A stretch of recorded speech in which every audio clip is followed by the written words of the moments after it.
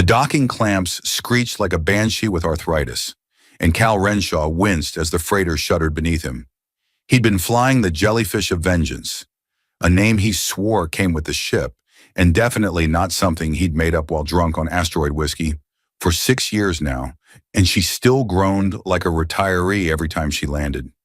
He punched a few glowing buttons on the cracked console, offered a silent prayer to the spirit of circuits that shouldn't be smoking, and waited for the airlock to seal with a dignified whoomp.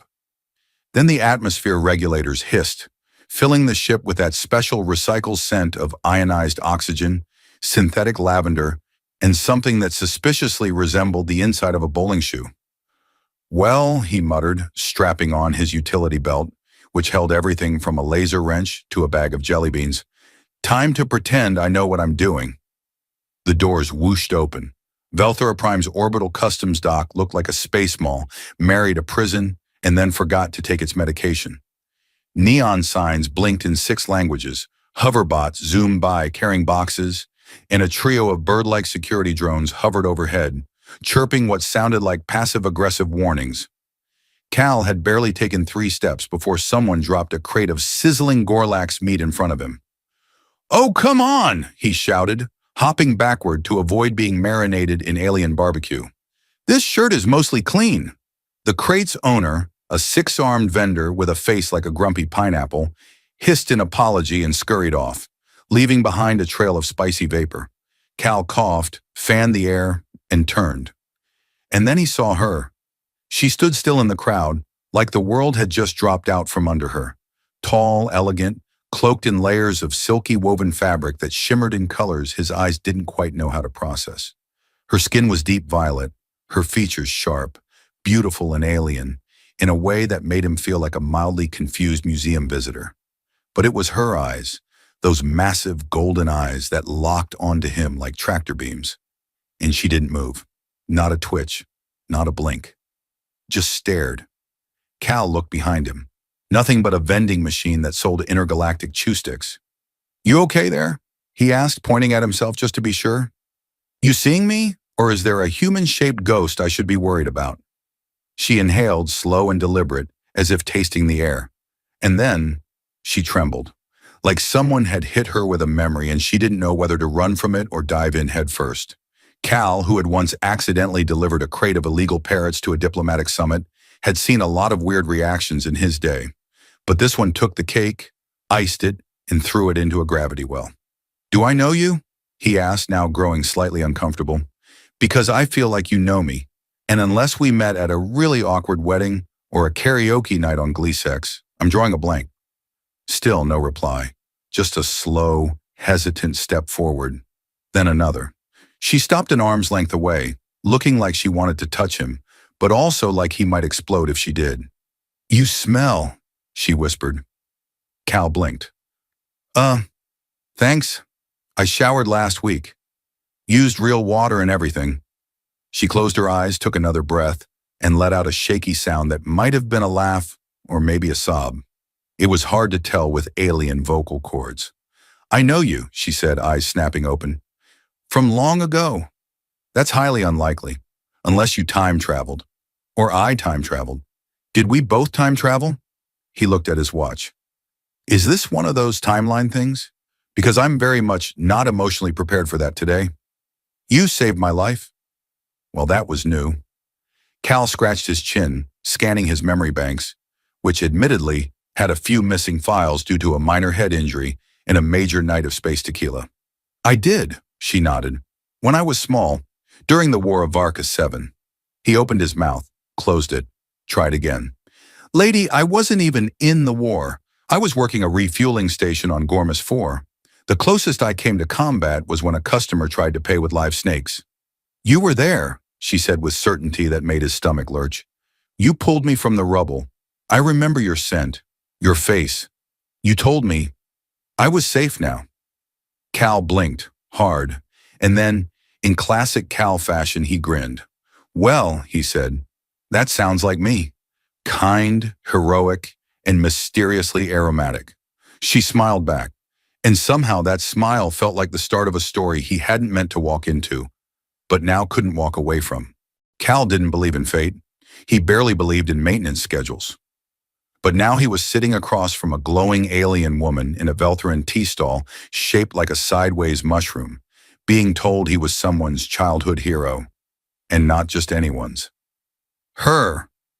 He stared at the tiny, steaming cup between his hands like it might contain the answers, or possibly poison.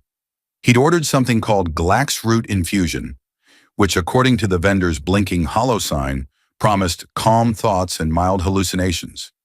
Honestly, not the worst deal he'd made that week.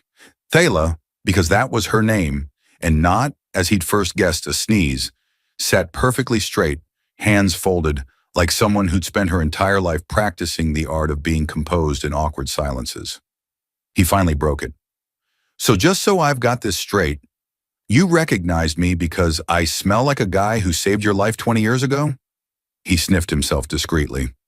I mean, I wear cheap soap and stress. That's about it. Her eyes flicked up from her cup. It's not just the scent. It was the way you moved. The hesitation before stepping forward. The look in your eyes. The sound of your voice when you said, "Are you okay there?" That was the same voice from that day. Cal blinked. Well, if that's true, I really got to expand my vocabulary. I've apparently been saying the same thing for 2 decades. She didn't laugh. Not yet. But her lips twitched like they were considering it. So, he said, shifting in his chair, let's talk logistics. You were a kid. I was allegedly a hero. There was a war. I don't remember it. You do. And now you're, what, stalking me across the galaxy like a sentimental bounty hunter?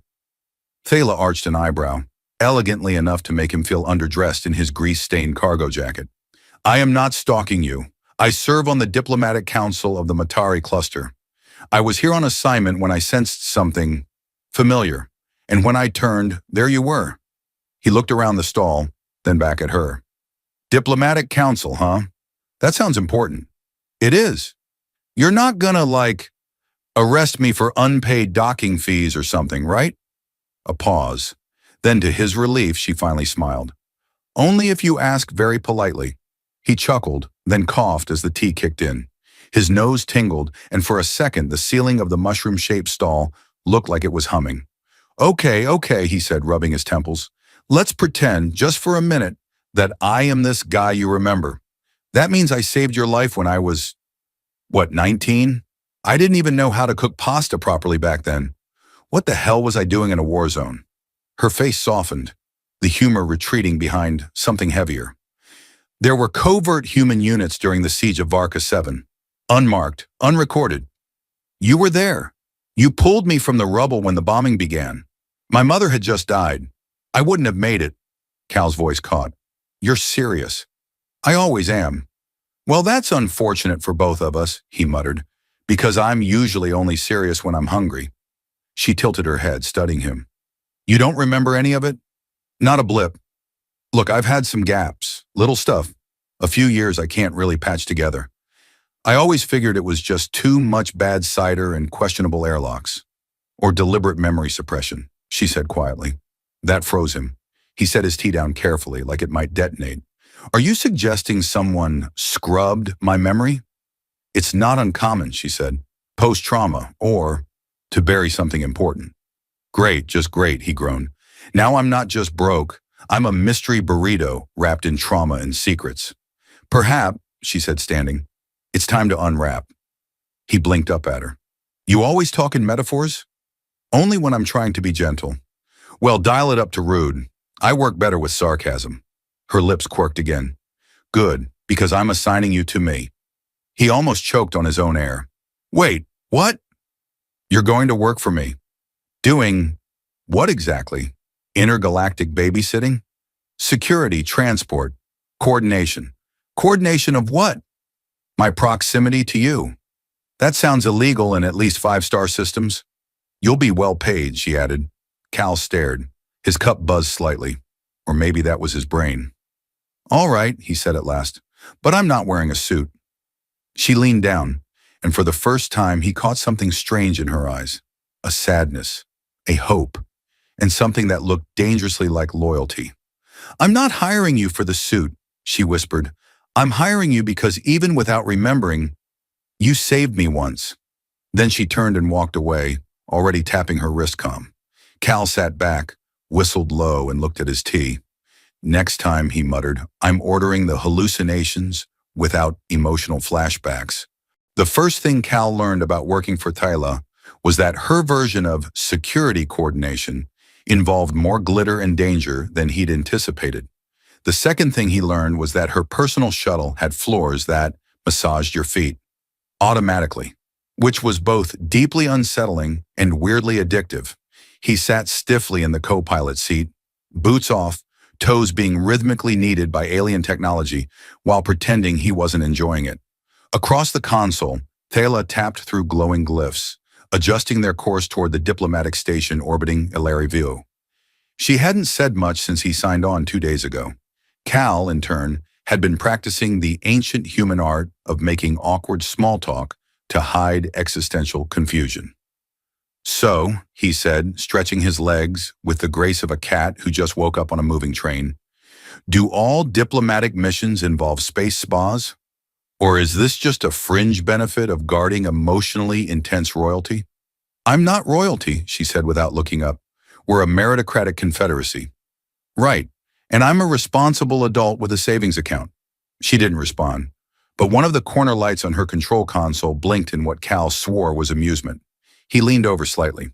You know, I still haven't gotten a clear answer. Why me? Why now?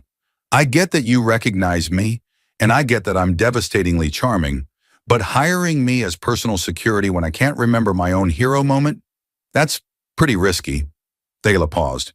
The console dimmed slightly, as if giving her time to think. You were a stranger once, she said, and you saved me. Now you're a stranger again.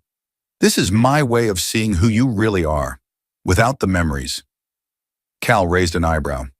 That's poetic, in a deeply manipulative kind of way. I could have just assigned a drone. Oh, please do. Maybe the drone can explain your protein packs. The last one tried to chew through my boot. That was a medicinal ration cube. Well, it had teeth. She allowed herself a small smile. Barely there, but progress. Then the ship's comms crackled, and a projection flickered above the dash. A spherical AI interface with too many eyes and not enough tact. Ambassador Thala, your entry credentials are accepted, it intoned. Your human appendage is noted. Hey, Cal said, pointing at the projection. I have a name. Cal Renshaw, age 38 standard, 5 parking violations, 1 unresolved charge for smuggling novelty fireworks into a demilitarized zone. That was one time, and I warned them about the exploding unicorns. The AI blinked off, unimpressed. Thala didn't react, except to reach under her seat and toss him a thin metallic badge. You're official now, she said. Don't lose it, and don't throw it at anyone unless it's melting. Good advice in any context, he muttered, clipping the badge onto his jacket. The station loomed into view, an enormous, rotating lattice of polished alloy and soft light, surrounded by patrol drones and the kind of diplomatic silence that felt louder than a bar fight. Cal let out a low whistle. Classy, he said. No plasma leaks, no graffiti. You sure we're in the right place? They're hosting a peace negotiation between the Talgari and the CERN. Expect tension, accidental insults, and possibly weaponized sarcasm. Ah, he said, nodding. So, a family reunion with lasers. She cast him a sideways glance. Stay close to me. Talgari don't like humans. Fantastic. I'll just paint a target on my back and start yelling Earth jokes. The docking arms latched onto the shuttle with a satisfying clang, and the gangway hissed open. Cal stood adjusting his belt awkwardly. He'd packed light, just a phase disruptor, a toothbrush, and a stress ball shaped like a moon. All right, he said, sighing. Let's go keep peace or cause an interstellar incident. Flip a coin, huh? She walked ahead, silent and graceful as always, and just as he stepped behind her, she spoke over her shoulder. You saved me once without knowing who I was. Let's see if you can do it again, now that you know even less. He grinned. I've made entire life choices with less information. You're in good hands. And then the station doors slid shut behind them, sealing off everything familiar and opening the way to politics, peril, and possibly more alien food trying to chew through his boots. The diplomatic hall was too quiet. Not the peaceful kind of quiet. The other kind. The someone's about to throw a chair kind. If chairs even existed on this station.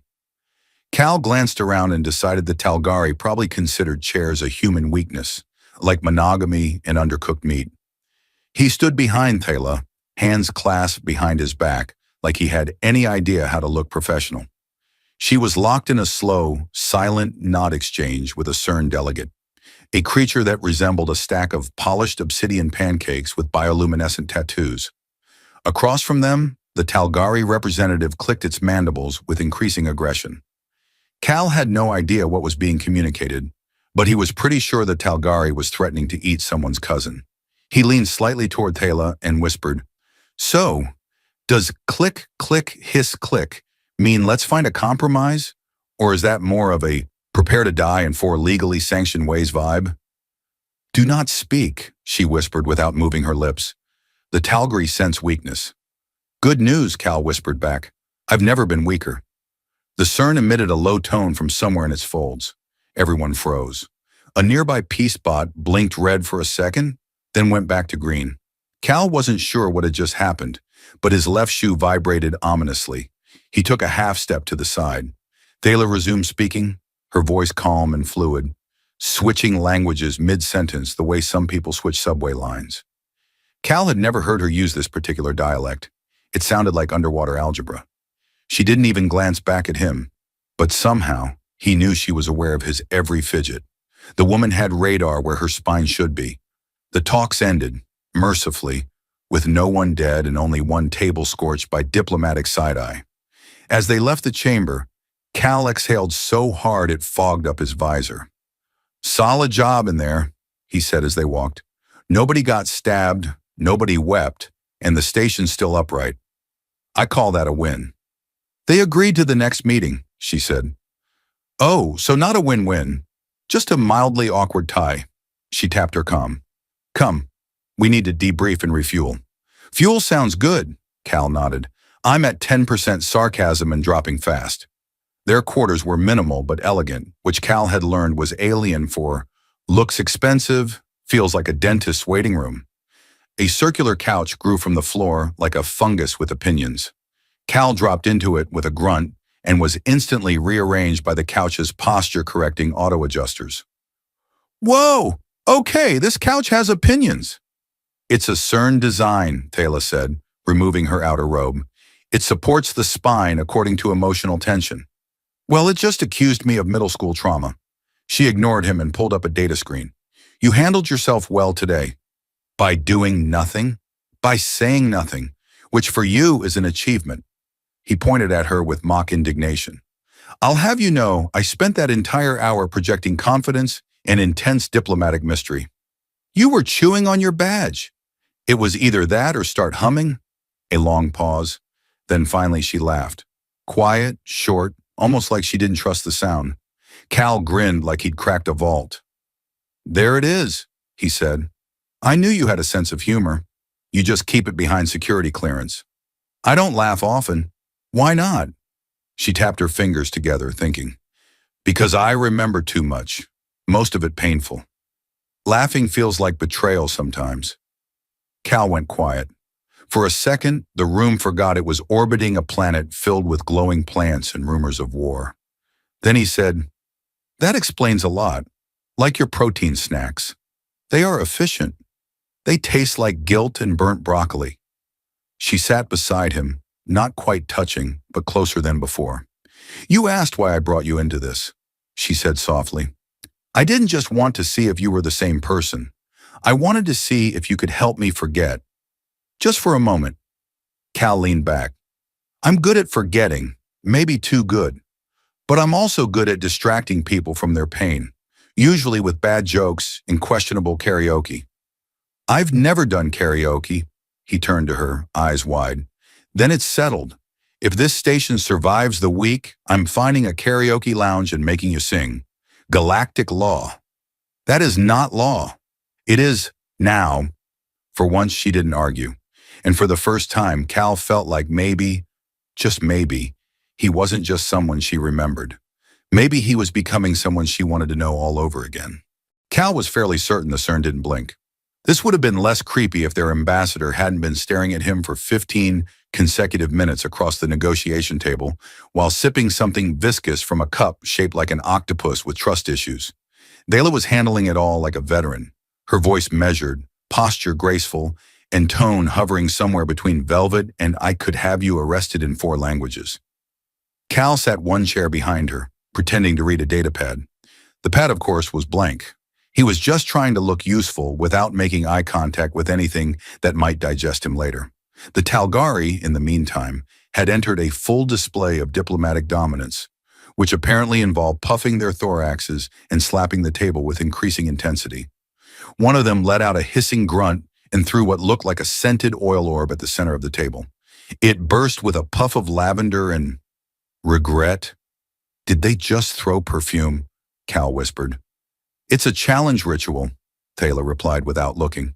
"A challenge to what? Smelling nice?" "To demonstrate that they will not mask their emotions in front of enemies." Cal nodded slowly. "I once did the same thing with a can of space deodorant during a breakup. Didn't end well either." Thyla's lips tightened, possibly a smile, maybe irritation. The line was thin. The negotiations continued, and by continued, Cal meant they moved forward with the slow intensity of a glacier asking for a raise. The peace bot hovering above blinked its status light from green to yellow for the 5th time, which he'd come to interpret as, "No one's dead yet, but someone's thinking about it." Then the shouting began. Not dramatic shouting, more like bureaucratic shouting. Angry whispers at maximum volume. The Talgari accused the CERN of breaching sacred airspace. The CERN countered by questioning the Talgari's evolutionary legitimacy, and someone from the back threw a translator drone that exploded in a flurry of misinterpreted metaphors. Thala stood, her voice amplified by the room's subtle acoustic tech, rang clear. "Enough!" Everything stopped. The scent of exploded metaphors still lingered, something like burnt cinnamon and sarcasm. "You came here to avoid war," she continued, "not to rehearse it." There was silence. Even Cal sat straighter. Then from behind him, a soft beeping began. Cal looked down. His belt. More specifically, the emergency tracker embedded in his badge. It was blinking. Rapidly. "Thyla," he whispered, leaning close. "That's not a good beep." She glanced down, frowned. "What does it mean?" "That someone just accessed my ship. Remotely. With a heat signature. And they're probably not there to wax the hull." She turned calmly back to the table. "Delegates, we will resume this discussion after a short adjournment. Do not touch the orb." The Talgari hissed. The CERN muttered. No one touched the orb. Minutes later, Cal and Thala stood in front of the Jellyfish of Vengeance, now broadcasting a passive-aggressive warning. "Unauthorized presence detected. Please vacate or be moderately zapped." "I didn't even activate that voice setting," Cal muttered. The bay was quiet. Too quiet. Classic trap quiet. "All right," he said, cracking his knuckles. "If this turns into a hostage situation, I just want it noted I haven't been paid yet." "Your payroll has been processed," Thala replied, drawing a slender, silver sidearm from beneath her robe. "Even better. I can die salaried." The two of them moved in carefully. The ship's lights flickered once, then stabilized. Inside the cockpit, they found nothing. No movement, no sabotage, no sign of forced entry. Just a single object placed delicately in Cal's pilot seat. A child's toy, metal, small, shaped like a broken starship. Thala stared. Her voice was barely a whisper. "I had one just like that, before the siege." Cal looked at her, then at the toy, then finally at the console, where a single message scrolled across the screen. "Do you remember yet?" Cal let out a long, low breath. "I'm really starting to think I should have taken that accounting job on Europa Station." Cal sat cross-legged on the floor of the Jellyfish of Vengeance, holding the toy starship like it was about to explain everything if he just stared at it hard enough. It didn't. "Okay," he said slowly, "so either I have a secret admirer with a taste for dramatic timing, Or someone out there really wants me to have a slow-motion breakdown with props. Thala crouched beside him, her fingers tracing the edge of the console where the message still blinked softly. "Do you remember yet?" she read aloud, voice low. "It's taunting you." "Yeah, which is rude," Cal said. "If you're going to scramble someone's memory and then leave cryptic messages, the least you can do is send cookies with it. Or therapy." She didn't laugh this time, but she did exhale in that tight way that meant she almost had. "Let me ask the obvious," Cal continued. "Do you think this has anything to do with your delightful fan club from the Varka War?" "It could be," she said. "Or it could be someone else who knows what really happened to you." "Well, someone tell that someone I'd like a copy of the director's cut of my past, because this memory hole thing is getting old." Thala stood and activated the comm screen. "I'll have station security review surveillance logs. Tell them to check for anyone dramatically placing childhood toys while brooding in shadow. That narrows it down to every villain in the quadrant." She arched a brow. "You're remarkably calm." "I have a rule. If something weird happens twice, panic. Once, denial and snacks." Just then, the ship's external sensors pinged. An incoming file, encrypted. Cal frowned and accepted it. A video began to play. Grainy, distorted, a battlefield. Dust and fire and flashes of plasma. A crumbling structure. A tiny figure crawling from rubble.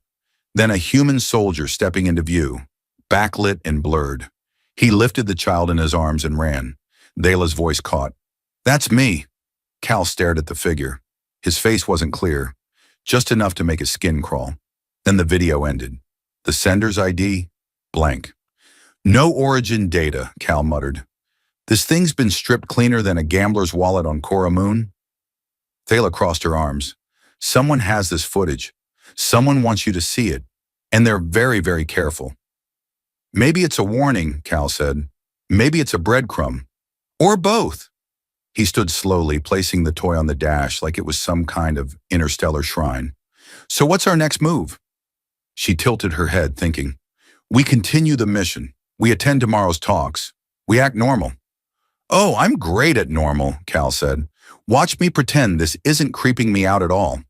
"You're allowed to be unsettled." "Thanks. I'll do it in a professional-looking way. Maybe flinch artistically." She moved toward the door but hesitated. "Cal," she said, turning back, "what if you were part of something bigger than just that moment? What if your memory was erased? Because you saw too much? I mean, let's be honest. There's a high chance I forgot important things all on my own.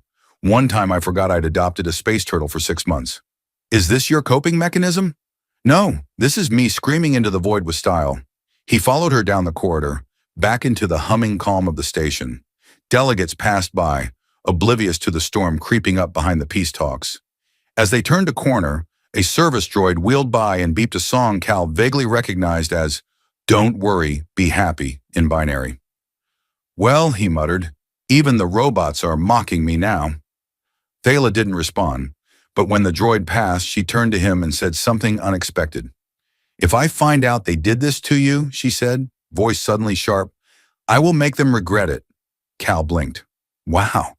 Okay, that was mildly terrifying and deeply flattering. Just stay close tomorrow," she said.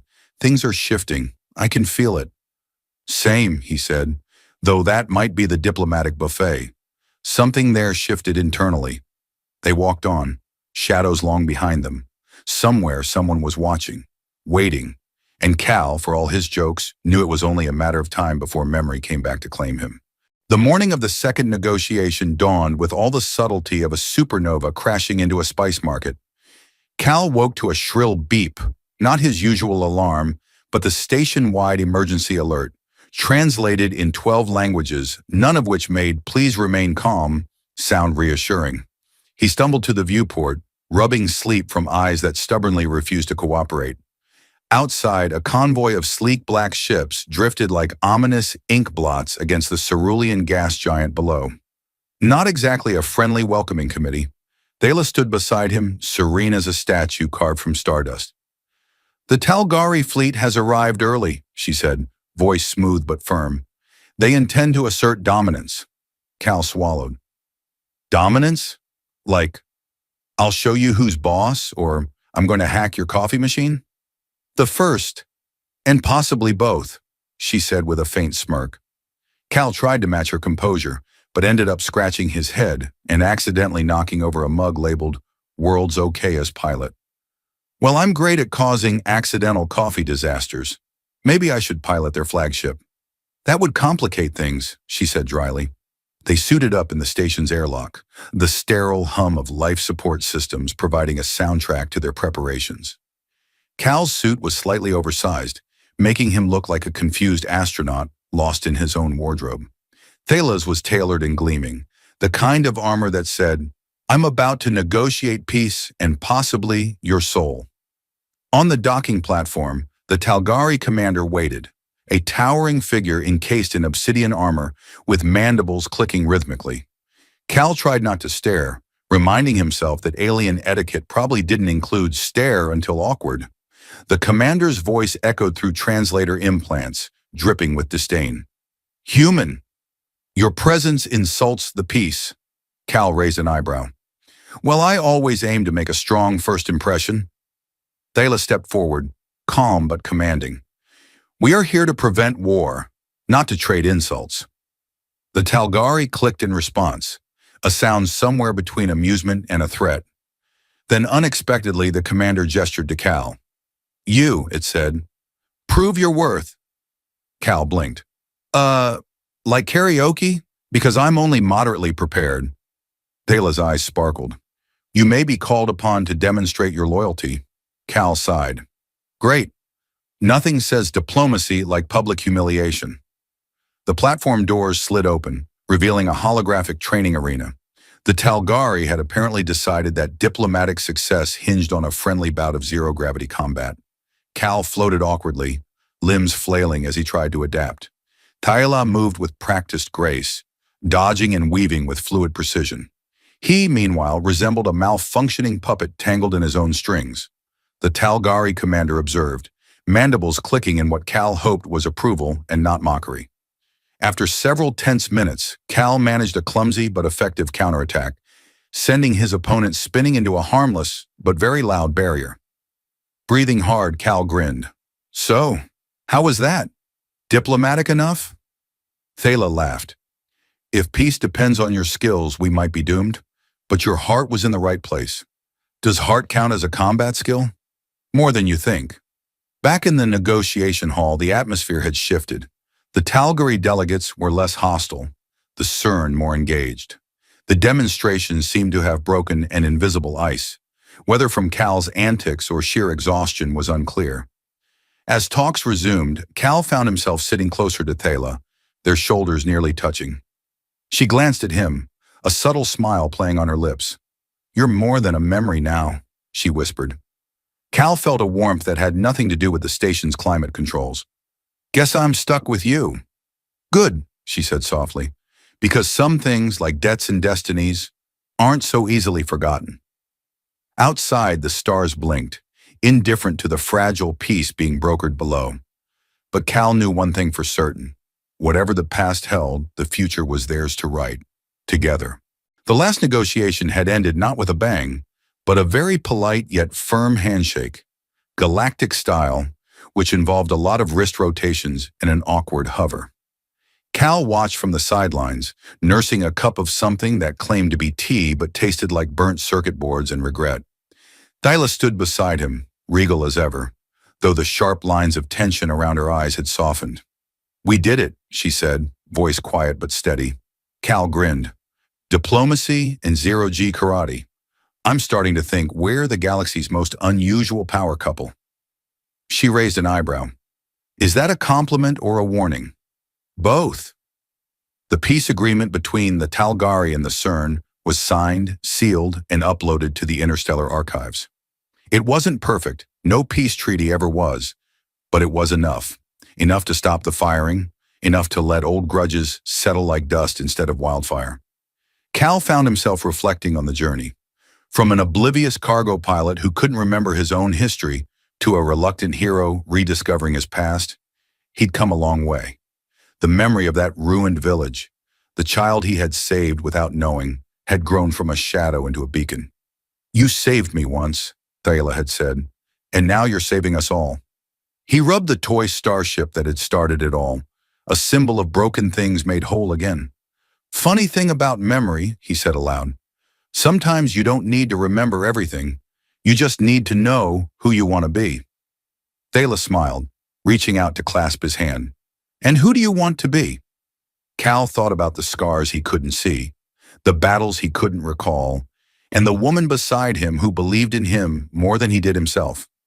I want to be the guy who shows up, not just in memories, but in moments. The good ones. The messy, ridiculous, sometimes terrifying ones. She squeezed his hand. Then you already are. They turned together toward the viewport, watching as the stars spun slowly outside the station's dome.